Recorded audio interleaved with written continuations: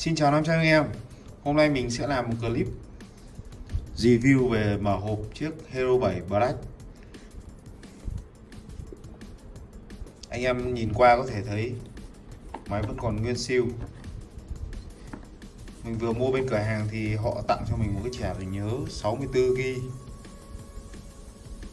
Đó.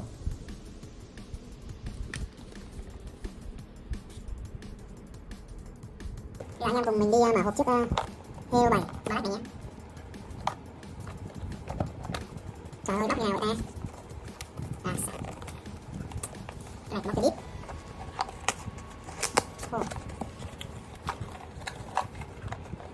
Để xem cầm theo khảo xem. Wow, quá đẹp. Anh em có thể thấy chiếc Hero 7 vẫn còn nguyên siêu. Từ từ đã, mình bỏ hết Hero xuống lại. Mình sẽ cho anh em xem cận cảnh chiếc Hero 7. Đó.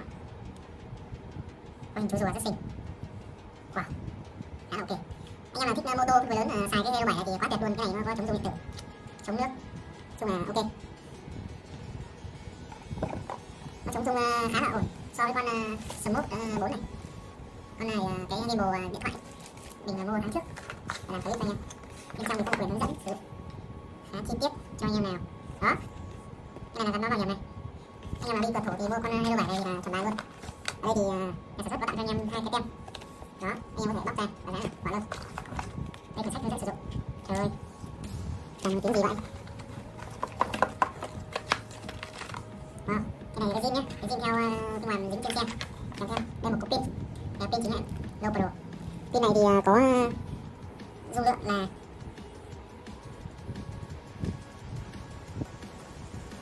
mình cũng chưa rõ là dung lượng bao nhiêu, mình đọc mãi mà không biết là nó gì ở đâu nhỉ. Thôi, bỏ cái đấy còn nguyên đã. Rồi, lại được tặng tiếp. Hai cái này nó có khác nhau là một cái phẳng với cong, anh em có thể quan sát nhìn thấy. Đấy, một cái phẳng bên tay trái của mình là một cái cong, cái này dùng để gắn mũ, có bề mặt cong. Bên trong thì còn một cọng cáp, cái này là dùng để sạc cho pin. Đấy, để gọn này ra một bên. Anh em có thể mở chiếc GoPro ra và xem. Đó, ok. Đó, đây là chiếc khung bảo vệ cho Hero 7 Black. Cái này là thứ nhất là vừa có tác dụng bảo vệ toàn bộ xung quanh viền cho Hero 7 và đồng thời là dùng để cái này gắn ở trên mũ, trên xe khi chúng ta chạy. Khá là ok.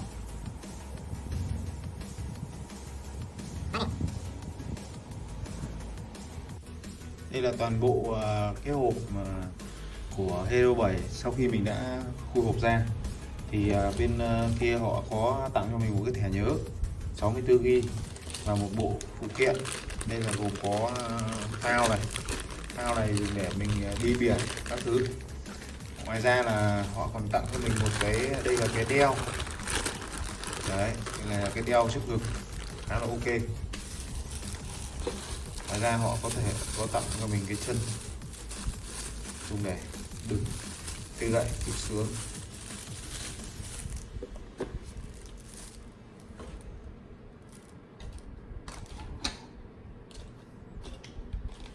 Đây. Cái này vặn vào đít này. Đó, cái này kéo dài ra vô tư luôn, anh em có thể tự sử dụng bất cứ đi đâu. Đấy. Ngoài ra là họ còn tặng cho mình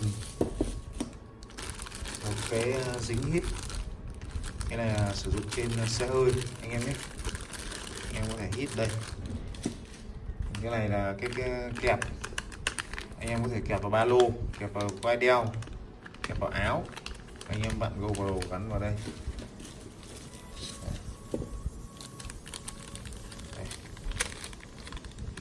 Cái này là cái cố định trên mũ, cố định mấy cái đây, anh em có thể luồn qua đây.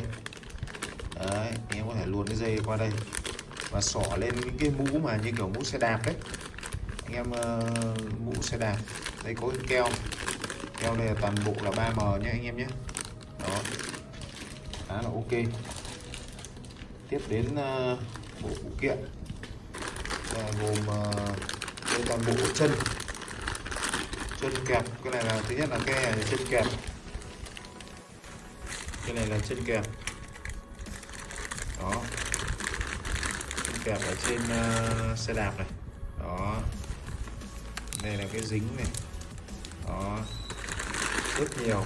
Đây là cái này dùng để vặn cái này anh em nhé, anh em cho đây vặn đó.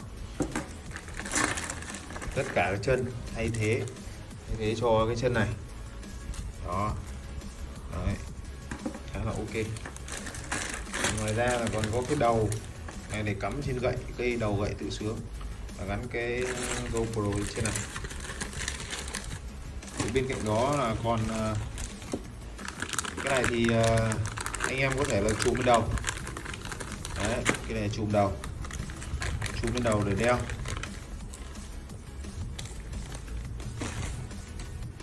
Cái này thì anh em đeo vào tay, đeo vào cổ tay đây.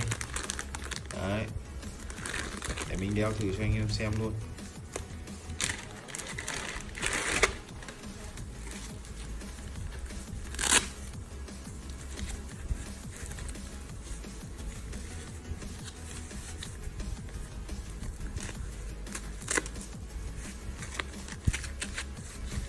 Đó, sau anh em lại phải thít lại một lần nữa cho nó chặt